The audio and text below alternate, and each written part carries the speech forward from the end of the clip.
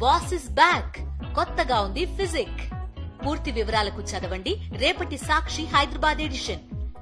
ఇప్పుడు ఒకసారి మనం నగేష్ గారితో మాట్లాడదాం. నగేష్ గారు, ఈ ఫలితాల తరువాత దేశవ్యాప్తంగా బీజేపీ కానీ లేకపోతే ప్రధాని మోడీ కానీ ఒక గొప్ప శక్తిగా అవతరిస్తున్నారు అనే సంకేతాలు ఏమన్నా వెళుతున్నాయా? డెఫినెట్లీ అండి, ఇది ఒక బీజేపీకి ఎన్డీఏకి ఒక పెద్ద బూస్ట్. ఎందుకైతే మహారాష్ట్ర అనేది అది చాలా ఇంపార్టెంట్ స్టేట్. అది ఎందుకైతే #1 state, it's the financial capital of India. అది కాకుండా అసలు అగ్రికల్చర్లో కూడా 38% ఆఫ్ ద షుగర్ మహారాష్ట్రలోంచే వస్తుంది, ఇండియా షుగర్ ఇది. దాని తర్వాత ఏంటంటే Bombay 40% of India income tax comes from Bombay it self. So అలాంటి చోట వీళ్ళు గెలిచారంటే చాలా విశేషమే.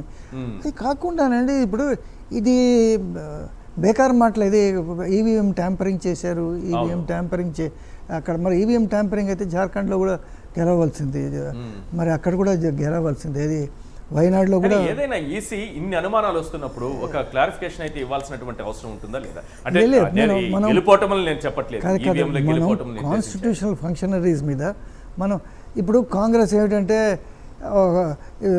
సిఏజీ మీద అనుమానం వ్యక్తం చేస్తుంది, సిబిఐ మీద వ్యక్తం చేస్తుంది, సిజిఐ మీద చీఫ్ జస్టిస్ ఆఫ్ ఇండియా మీద చేస్తుంది.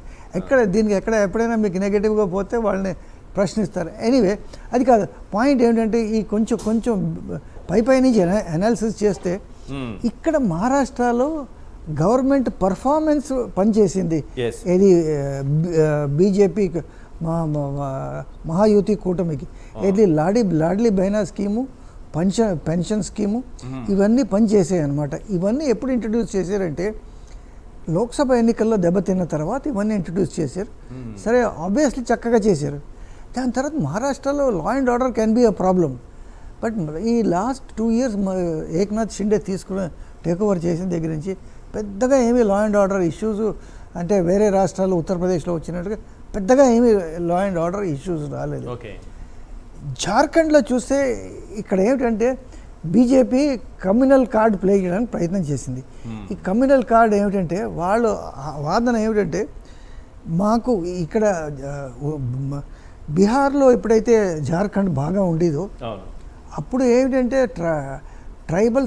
ట్రైబల్స్ పాపులేషన్ 22% ఉండేది, ఇప్పుడు 6% పడిపోయింది. ఎందుకంటే బంగ్లాదేశ్ నుంచి, బర్మా నుంచి ఏదైతే ముస్లిమ్స్ వచ్చారో వాళ్ళు ఇక్కడ సెటిల్ డౌన్ అయిపోయారు అనేది వాళ్ళు ట్రై చేశారు. రెండోది దానివల్ల ఏమిటంటే ఈ ఆర్గ్యుమెంట్ అక్కడ పని చేయలేదు. రెండోది ఏంటంటే బీజేపీ ఇది ఏదైతే ఇన్ఫ్లుయెన్స్ ఉందో అది అర్బన్ పాకెట్స్కే, బొకారో, రాంచీ, జంషెడ్పూర్ ఇలాంటి ప్లేసెస్లోనే కన్ఫైన్ అయిపోయింది. ఇది రూరల్ పాకెట్స్లో అంతా జేఎంఎం ఉంది. ఇంకా జేఎంఎం మీద ఏంటంటే అవినీతి ఆరోపణలు ఎక్కడ పనిచేయాలి. వాళ్ళ ట్రైబల్స్ ఎటువైపు ఉన్నారు అనేది చాలా ఇంపార్టెంట్ గా కనిపిస్తుంది కదా సార్. అయితే ఇద్దరిని తీసుకుందాం, ఒకసారి హేమంత్ సోరెన్ తీసుకుందాం, బాబులాల్ మరాన్ని తీసుకుందాం.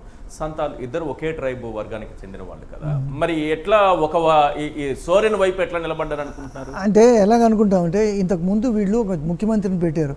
అంటే జార్ఖండ్ లాంటి స్టేట్లో ట్రైబలే చీఫ్ మినిస్టర్గా ఉండాలి, న్యాయంగా పాపులేషను అక్కడ డెమోగ్రఫీ బట్టి. వీళ్ళు ఏం చేస్తారు, ఇంతకుముందు రఘుబర్ దాస్ ఎవరిలో పెట్టారు. ఆ చీఫ్ మినిస్టర్ ఏంటంటే నాన్ ట్రైబల్. సో ట్రైబల్స్ వీళ్ళకి దూరం అయిపోయారు.